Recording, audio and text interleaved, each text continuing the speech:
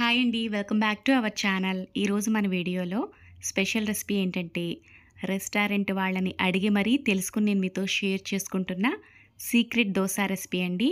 రెస్టారెంట్‌లో మనం దోస తింటుంటే చాలా టేస్టీగా ఉంటుంది. అలాగే దోస చాలా క్రిస్పీగా ఉంటుంది.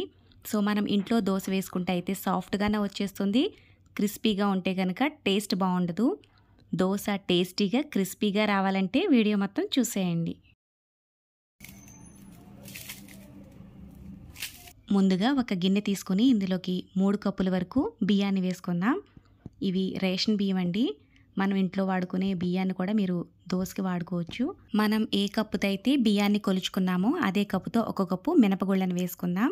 అలాగే అందులోనే అరకప్పు శనగపప్పును కూడా వేసుకుందాం.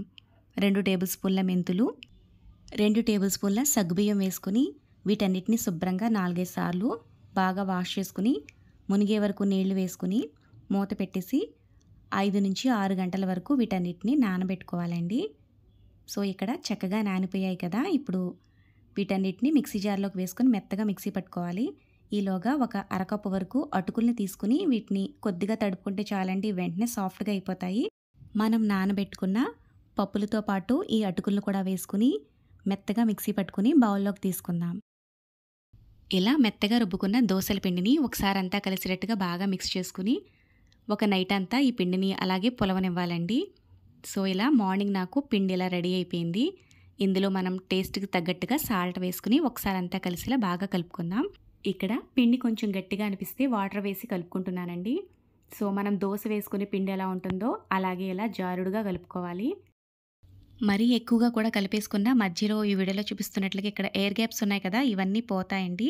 ఇలా కొద్దిగా తేలిగ్గానే కలుపుకున్న తర్వాత స్టవ్ ఆన్ చేసుకుని పాన్ పెట్టుకుని బాగా హీట్ అయిన తర్వాత ఇలా కొద్దిగా వాటర్ చిలకరించుకోవాలండి. అప్పుడు హీట్ అన్నది మనకి ఈవెన్గా ఉంటుంది. కొద్దిగా ఆయిల్ స్ప్రెడ్ చేసుకుని మనం దోస వేసేసుకోవడమే.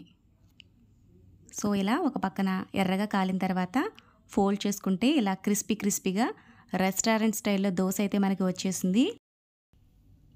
సో ఫ్రెండ్స్, మీరు కూడా ఒకసారి ఈ టిప్స్ అండ్ ట్రిక్స్ పాటిస్తూ దోసని ట్రై చేసి మీకు ఎలా వచ్చిందో కామెంట్ చేయండి. ఈ వీడియో కనుక మీకు నచ్చితే ప్లీజ్ లైక్ చేసి ఇలాంటి మరిన్ని వీడియోల కోసం ఛానల్ని సబ్స్క్రైబ్ చేసుకోండి. చూసారు కదా దోస ఎంత క్రిస్పీగా వచ్చిందో.